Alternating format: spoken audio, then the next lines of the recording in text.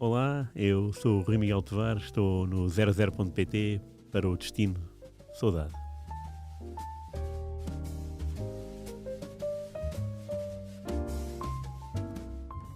Episódio 34 do Destino Saudade. Sr. Rui Miguel Tovar, Alô. bem-vindo. É verdade. Hoje vamos até a Paris, da América do Sul, Buenos Aires. Rui, tu hoje vais mexer com o meu coração, mais à frente, eu já sei. Vamos falar, e hoje digo já isto para ficar, para as pessoas não se irem embora, não é? Temos o Diego Armando Maradona É verdade. no Domingo Desportivo. Temos. Mas antes disso, Marcelo Galhardo e o River Plate. Sim, começa o campeonato argentino. E a minha ideia até foi, pronto, era anunciar isto, porque a Argentina é campeã do mundo e é interessante sempre ver como é que o país de um campeão do mundo joga depois do campeonato nacional. Na última vez que a Argentina foi campeã do mundo, em 86, o campeão foi o Rosário Central, que não é uma equipa histórica, só ganhou 4 títulos, a última vez foi essa, a quarta vez foi essa. E é um campeonato muito interessante porque primeiro, agora são 28 equipas e há uma volta. Depois havia antes o Abertura e o Clausura. Isso permitia 2 títulos por ano. Agora já não é assim. Não, agora é bem, agora já chega, né? Pontos corridos, Pontos corridos, exatamente. 28 equipas, 28 equipas, uma volta só. uma volta só. Portanto, de 27 jornadas. Sim, 27 jogos, sim, exatamente. Mesmo assim é diferente daquilo que estamos habituados, não é? Sim, há muito diferente. Primeiro o número absurdo de equipas, né? Não percebo como é que chegou aos 28, não me lembro já. Não me lembro e nem quero estudar esse fenómeno. Tal como é muito confuso saber o sistema de pontuação das descidas. Antes, quando havia clausura e a abertura, tinha a ver com médias dos últimos 5 anos. Portanto, tu podias...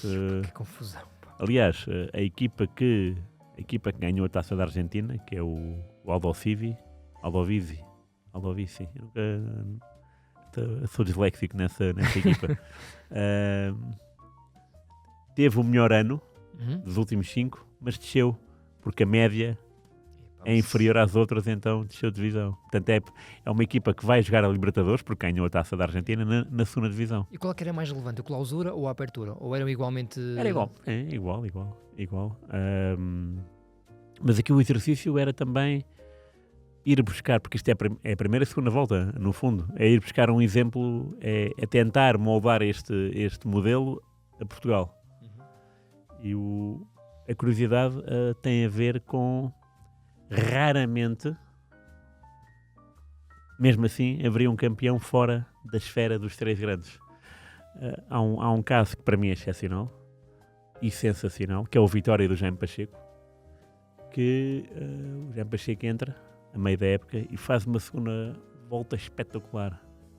E é o campeão da segunda volta. Portanto, se houvesse um campeonato de clausura, O Vitória seria campeão. Portanto, teria um título. Era engraçado. Era engraçado. Claro que houve outros que acabaram a primeira volta em primeiro. Acabaram em segundo. Acabaram a segunda. Lembro de Leixões a liderar a Liga Portuguesa. Também eu. Não era ao final da primeira volta, mas tipo à 13ª, 14ª jornada. Sim, verdade. Ganha no Dragão com golos do Braga. Exatamente. 3-2, se não me engano. 3-2, sim. Não sei se era já com o José Mota nessa Também altura. eu tenho ideia que sim. Mas Que é o era um José Mota. feito na altura. Foi ganhar Alvalade com um golo do médio defensivo brasileiro, creio que se chamava-se Roberto. Sim. Portanto, também é uma equipa surpreendente. Sim, claro. Há exemplos curiosos dessas equipas. E o Vitória é espantoso porque o Jaime Pacheco, de facto, notou-se que chegou e mudou a equipa para melhor. E ser, de facto, campeão da segunda volta não é para todos, porque estamos a entrar numa fase decisiva. Para o Vitória, essa fase decisiva tinha como primeiro ponto assente fugir da crise de resultados, né? Daí a contratação do Jaime Pacheco. E se calhar depois tentar a Europa. Não, mas conseguiram ter mais pontos que Porto. Isto, se não me engano, é dentro do pentacampeonato do Porto. Já depois aqui em Guimarães, sim.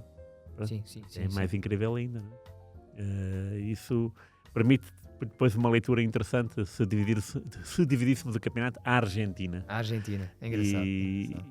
E também escolhi porque Já não me lembrava se o Gallardo estava no River Plate ou não, e fui ver, não está. E desde 2014, portanto, quem é que é o novo treinador dele, do River agora? É o Di Michelis. O central, o Martin Di Michelis, pois era isso. Estava com isso na ideia. E quem meteu o Gallardo foi o Enzo Francescoli, que é o diretor desportivo. E também foi que viu no Gallardo, ou no Gachardo, um homem com capacidade para suceder ao Ramon Dias e até para fazer melhor. E de facto, 8 anos. 8 anos com... É campeão argentino, ok, pronto. Mas depois ganha a Recopa, ganha a Copa Sul-Americana e ganha a Libertadores 1 e ganha a Libertadores 2 ao Boca Juniors naquela final no Bernabéu. Portanto, é um treinador que está dentro da história do River Plate, dentro do futebol argentino, nitidamente. Foi muito bom jogador, mas é melhor treinador do que foi o jogador. E jogou 3 e regressou 2 vezes ao River. Portanto, foi River, se não me engano, é River Mónaco, River PSG, depois River outra vez e ainda tem outra experiência lá fora, mas não me lembro onde. Era um jogador bom, claro, mas como treinador espetacular. De elite. Espetacular, sim, de elite. Gostava de o ver na sempre Europa. Sim. Gostava que ele fosse testado na Europa, Ele não é? também, acho eu. Nós temos esta visão um bocadinho eurocêntrica das coisas. Sim, é verdade. Injusta muitas vezes. Sim. Porque treinar o River não é... Bolas, nada. Os níveis de pressão não devem ser nada baixos. Quando tu vives na mesma cidade que o Boca Juniors. Exatamente. Rui, que estádios conheces na Argentina? Conheço o do Tacheres, não é? O do Vélez e do River. Do River, Monumental Núñez. Fui lá ver a final da Copa América 2011. Uruguai 3, Paraguai 0. Estava no último lugar, estava mesmo encostado ao muro que dava para cá para baixo.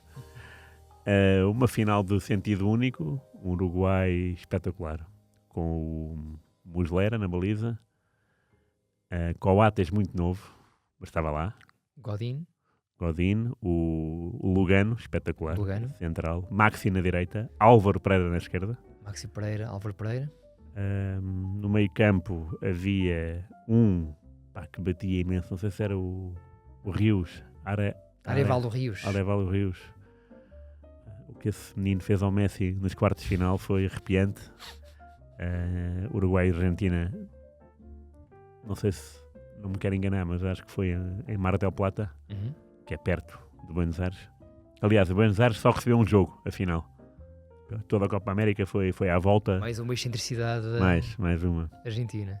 E depois o Uruguai tinha Forlán, Abreu, Louco Abreu, Cavani e mais um muito bom que agora me está a falhar. E o Luís Suárez. E o Suárez. Em 2011, depois já 4 espetaculares avançados. E depois tinha outros extremos que eu agora não me lembro. Não sei se estava lá o Gargano. Não me lembro. Walter Gargano, não é? Sim. E também tenho noção que estava outro português. Álvaro, Maxi e... Uruguaios em Portugal. Álvaro, Maxi. Estamos aqui a faltar algum que deve ser evidente, óbvio. Não sei, sequer não havia mais nenhum e eu estou a pôr o Coates já como... Mas não era, o Coates era novíssimo em 2011. Jogava no Uruguai. Ou sequer jogava no Liverpool, mas não, acho que diria que jogava no Uruguai ainda. Por acaso há um Liverpool no Uruguai, mas não é? Estava a falar no Liverpool. De onde veio o Jorge Fuchile. Exatamente. Será que era ele? Olha, se calhar era ele, não. Se calhar era. Se calhar era o Fuchile. 2011, é possível, não é? Eu juro que só agora é que cheguei lá. Então, porque o Porto ganha a Liga Europa. O Fuchile jogava. Perfeitamente jogava. Fazia parte do plantel. O Fuchile veio para o Porto com o Josualdo Ferreira. Portanto, estamos a falar em 2008, 2009, talvez. Era jogador de seleção. Sim, claro que era. Não sei se estava nessa, sim, claro que mas é jogador de seleção e fez mundiais e tudo. Sim.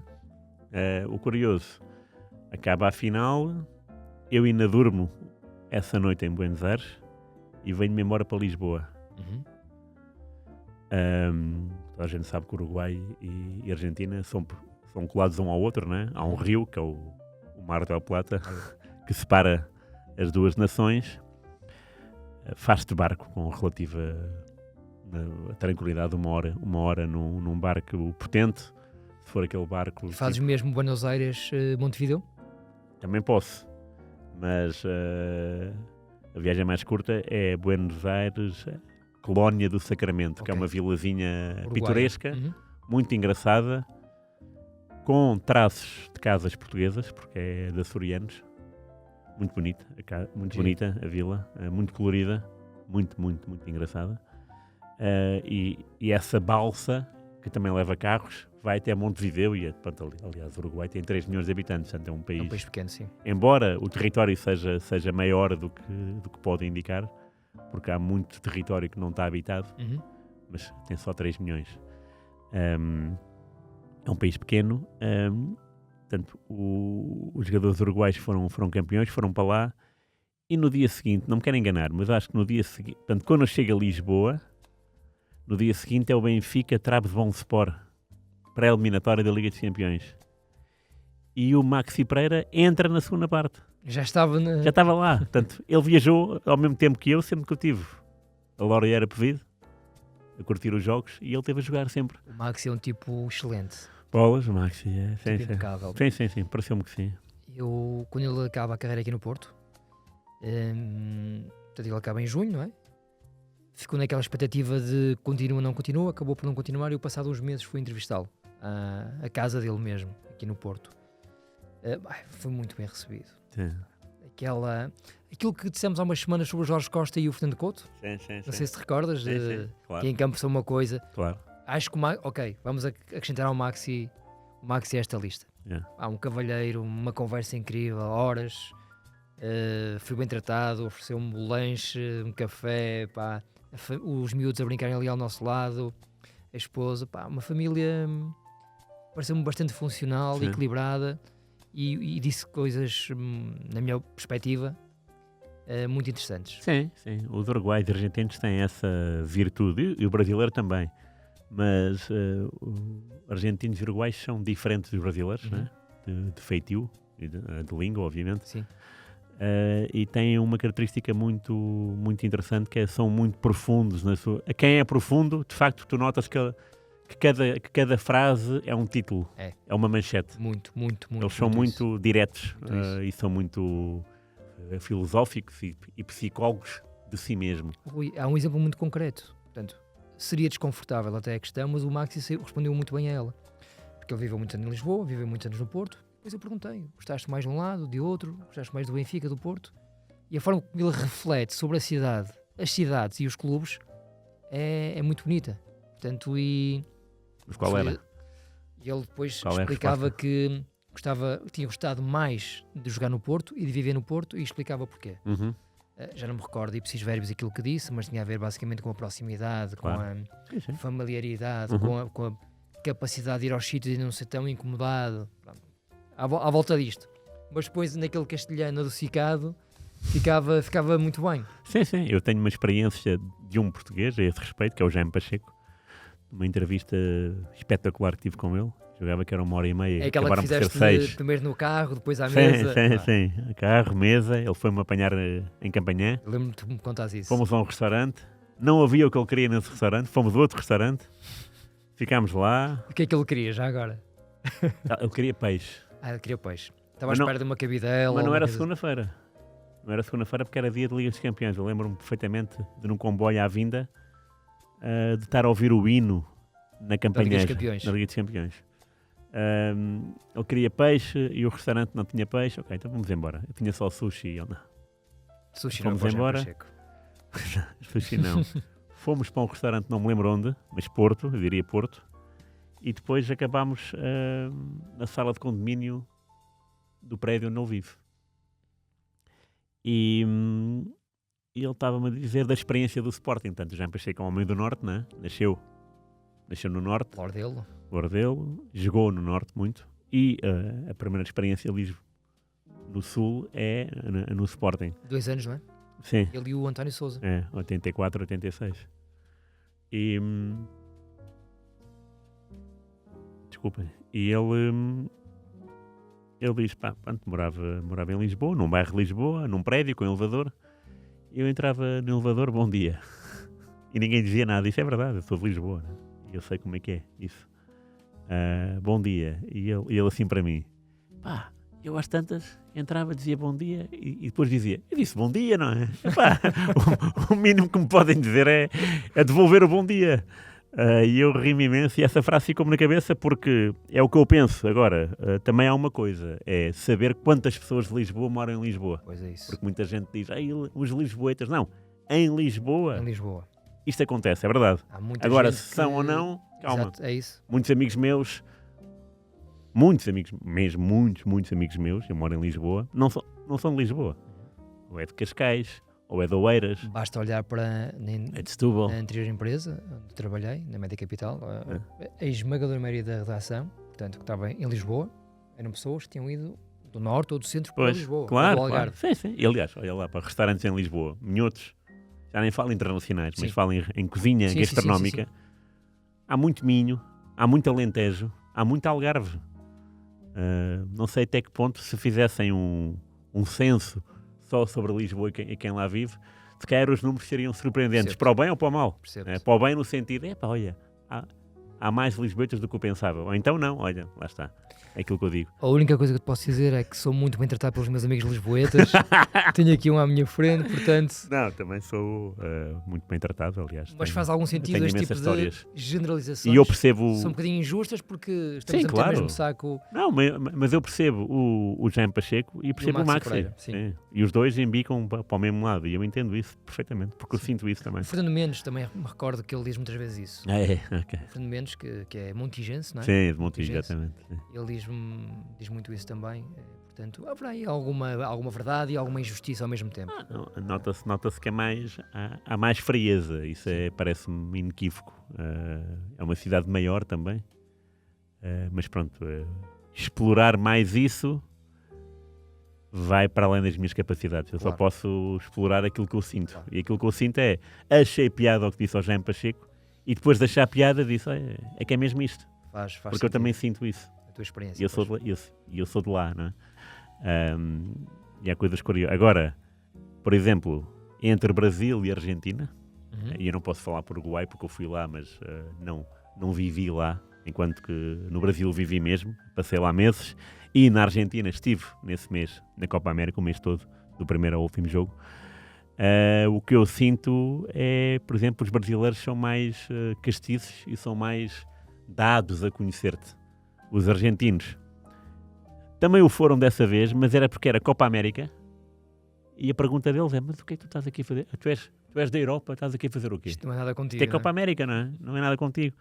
E pronto, e eu a explicar-lhes, todos os dias era a mesma explicação, no meu castelhano macarrónico. Não, porque eu gosto, primeiro gosto de futebol, é uma grande prova, queria experimentar a Copa América. E queria sentir isto na Argentina, parecia-me interessante, porque de facto é um país do futebol, e eles ficavam todos vaidosos, claro, não é? Claro que sim. E foi aí que apanhei vários taxistas, né, que era o meu meio de transporte, e a maioria, quando percebiam que eu não era da casa, perguntavam de onde é que era, português, ok, e tal, português, era Maradona ou Pelé? Mas houve um que me pegou uma rasteira, Sivori ou Maradona. Sivori ou Maradona. Nem sequer o Pelé não contava. Sivori ou Maradona é muito bom. E depois, de facto, ele contou uma história do Sivori por alto. E depois fui ver na internet e fiquei siderado, porque há muito jogador, grande jogador. Como o Boquinho, também só conheço o nome, não é? Pois, foi Boquinho. Que era o ídolo do Maradona. Número 10, exatamente. São nomes que não nos dizem tanto, mas... Pois, muito interessante. E pronto, e essa aventura na Argentina deu para explorar ainda mais o carinho que eu tenho pela Argentina desde o Mundial do México, não é? Através do Maradona e também através do poeta que é o Valdano, mas que antes de ser poeta era jogador e treinador. Eu lembro-me dele no Real Madrid, no banco do Real Madrid com o Sporting. Também. No dia em que o Real Madrid eliminou o Sporting por golos fora, Sporting do Carlos Queiroz. Aí começa até a admiração do Valdano pelo Carlos Queiroz, que depois o leva na década seguinte a contratar o Carlos Queiroz para o Real Madrid, como sucessor do Del Bosque em 2003. E pronto, e agora vi que de facto, como esta jornada do campeonato desta semana é muito compartimentada e vai até fevereiro, portanto vai até terça-feira e quarta, achei para bem recuar e falar do campeonato argentino, porque é um campeonato esquisito, sempre foi esquisito, nunca encontraram o método europeu, nunca quiseram um modelo europeu. Até os brasileiros já se renderam a essa modalidade, os argentinos não. Sim, ainda não. E às vezes é curioso porque imagina, de um clube pode passar anos sem jogar na Bombonera, porque aquilo é uma volta, né? Sim. Se o sorteio der, Pode não calhar. Exato. pode não calhar. Portanto, há essa condicionante muito, muito interessante e que também diz muito do país. Rui, vamos ao domingo desportivo. Tu queres chegar lá agora? Vamos lá então. Vou fazer de Héctor Henrique. Domingo desportivo. Bem, Rui, Diego Armando Maradona. Tu Sim. sabes aquilo que representa para mim o Maradona. Claro, Portanto, sim. eu vou mesmo entregar-te a bola e vou deixar que sejas tu a driblar ingleses, porque o que é que eu posso dizer mais? Não, esta ideia da Argentina e depois do Maradona tem muito que se diga, porque até eu fiquei espantado. Porque fui ver a estatística do futebol argentino, do campeonato da primeira divisão argentina, e fui dar com um dado que desconhecia por completo. O jogador que foi mais vezes melhor marcador da Argentina foi o Maradona. 5 vezes. Não sabia disso. Nada, não sabia nada. Não sabia disso. Pelo Argentino Júnior sempre. E se me O perguntasses, que é uma coisa... eu dava-te 5 nomes e não ia Claro, pôr lá o de é Maradona. como eu. Eu sabia que ele tinha sido várias vezes melhor marcador. Várias, 3 ou 4, não sabia que eram 5 de todo. E também não sabia que tinha sido o máximo.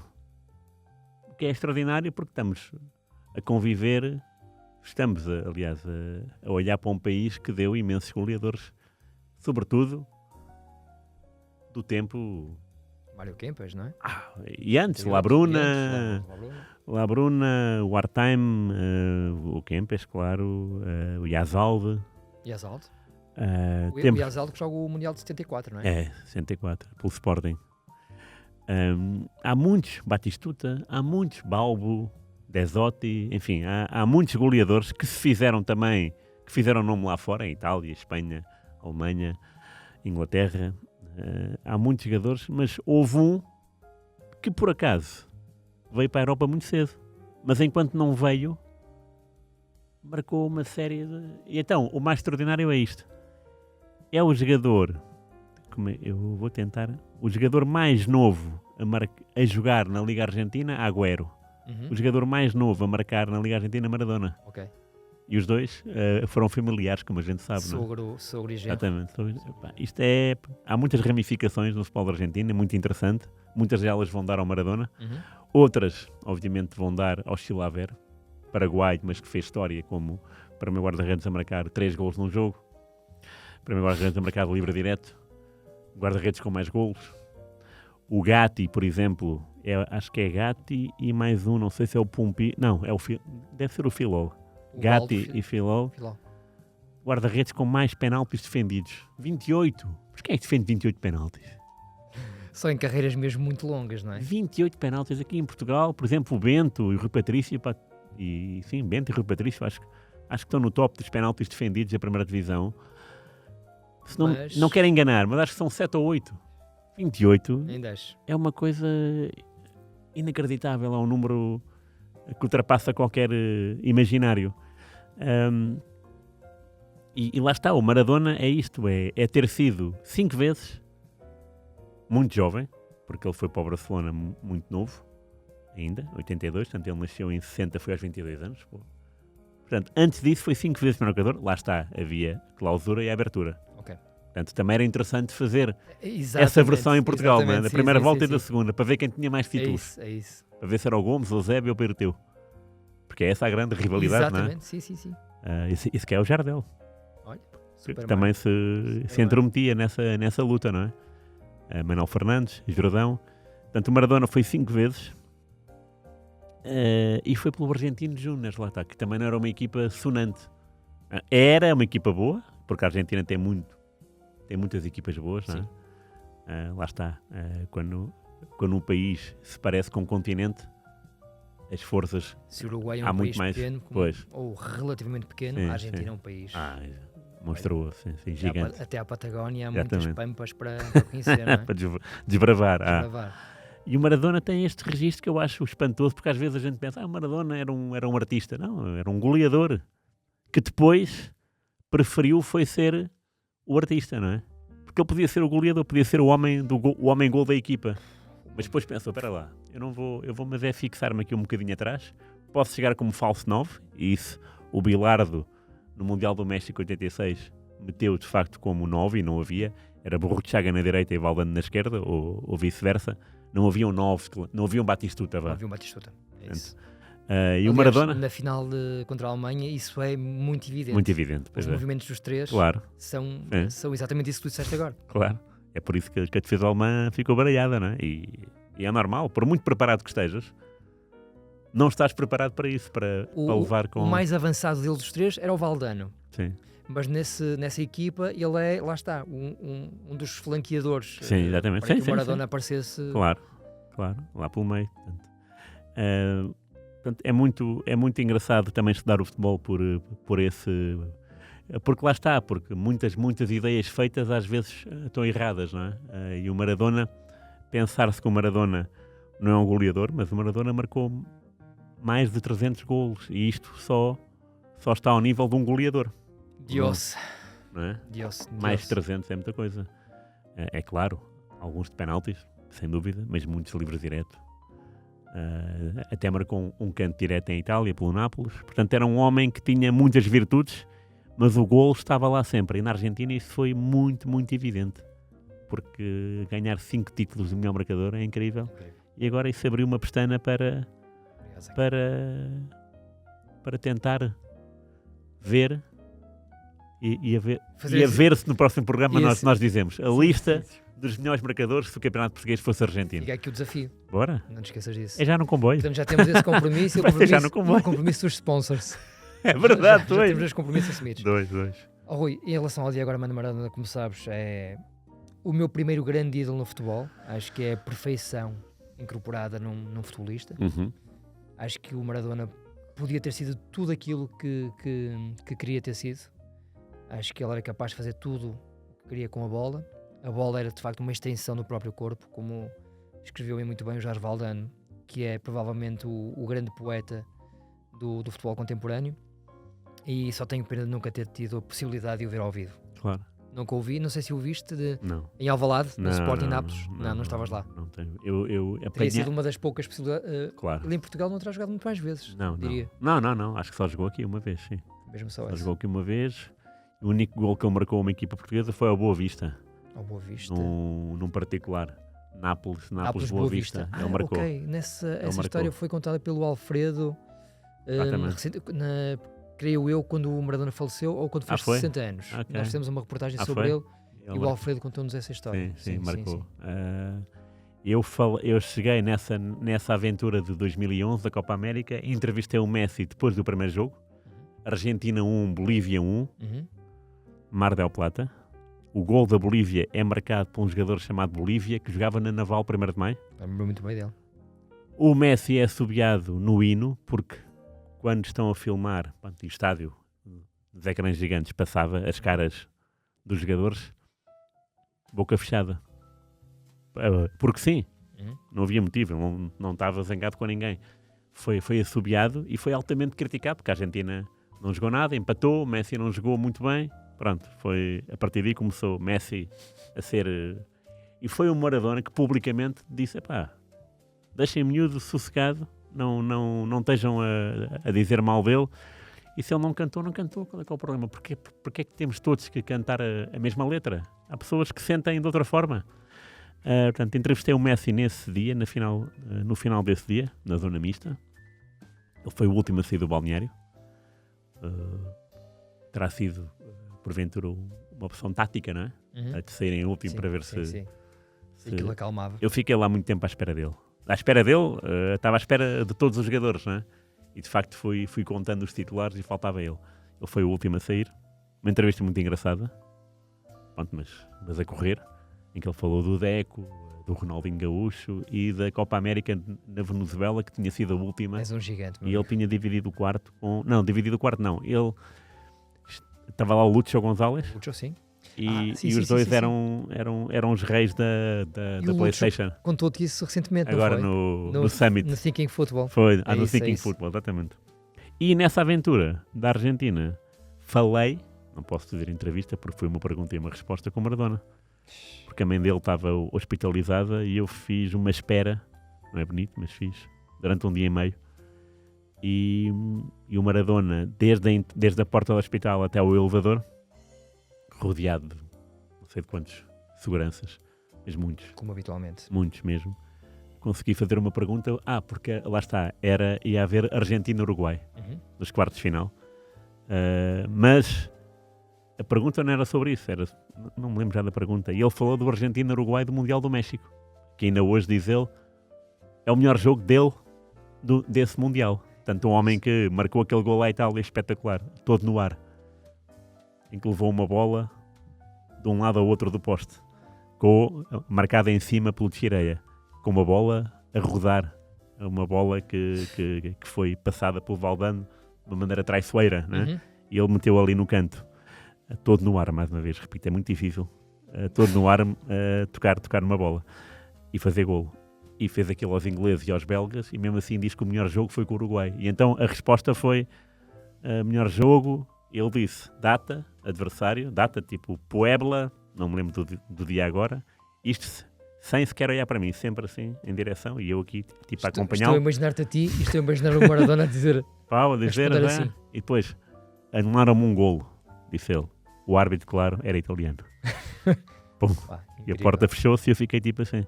Incrível. Olha, tipo, quem me dera subir de elevador para ter mais perguntas assim destas. Ou melhor, portanto, para ter mais respostas. Na mesma semana, ou nas mesmas semanas, entrevistaste o Messi. Sim, diria que foi e falaste com o Maradona. Foi espetacular. Não, isso é irrepetível. A melhor viagem, jornalisticamente, é a melhor viagem. Pronto, já aqui falei do Egito, que foi muito interessante, não há dúvida. Mas poder chegar à fala com o Messi e depois ter uma resposta do Maradona, e uma resposta a sol, porque no fundo não havia mais jornalistas. Candidato-me a escrever as memórias do Rui Miguel Tavares.